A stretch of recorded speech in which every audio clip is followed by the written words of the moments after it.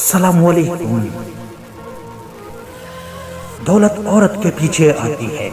دولت مند ہونا چاہتے ہو تو عورت کی قسمت کو اپنے اوپر اوڑھ لو، یعنی اس کی حیثیت اور اس کی پارسائی اوڑھ لو، تو عورت کا روح آپ کی طرف ہو جائے گا۔ جو رائے بھی کسی کو دو اس میں خدا کا خوف ضرور شامل ہونا چاہیے، ورنہ خسارے کے سوا کچھ حاصل نہ ہوگا۔ جو شخص جہنم کے سائے سے بچنا اور خدا کے سائے میں آنا چاہتا ہے، اس کو چاہیے کہ سختی کے بجائے نرمی اختیار کرے۔ خوف خدا کو اپنا شعار بناؤ اور اس مالک سے ڈرتے رہو جو تمہارے ظاہر اور باطن کا یکساں حال جانتا ہے۔ موت کے بعد انسان کو دنیا میں اس کے احوال کے مطابق متنوع ہوگی، بس بہترین اور اچھے حال میں رکھ موت کے بعد تو ویسے ہی صورت اور ویسا ہی محسوس کرے جو دنیا میں کرتا تھا۔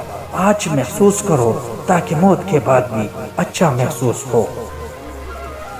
توحید خدا کو جاننے کا نام ہے، اور انتہائی توحید یہ ہے کہ جس حد تک بھی توحید کا علم ہو اس کو یہی تصور کرے کہ توحید سے بھی بالاتر ہے۔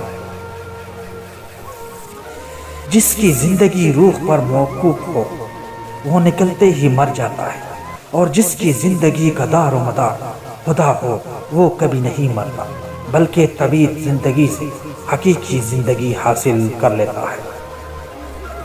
شیطانی وسوسوں سے نفس کے وسوسے شدید ترین ہوتے ہیں، کیونکہ شیطانی وسوسوں لاحول سے دور ہو جاتے ہیں، مگر نفس کے وسوسے دور کرنا بہت دشوار ہے۔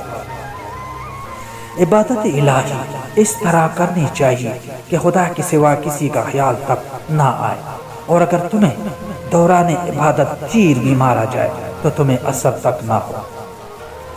بندہ 7 دن میں 40 حالت تبدیل کرتا ہے، لیکن ریاکار 40 برس بھی ایک ہی حالت پر قائم رہتا ہے۔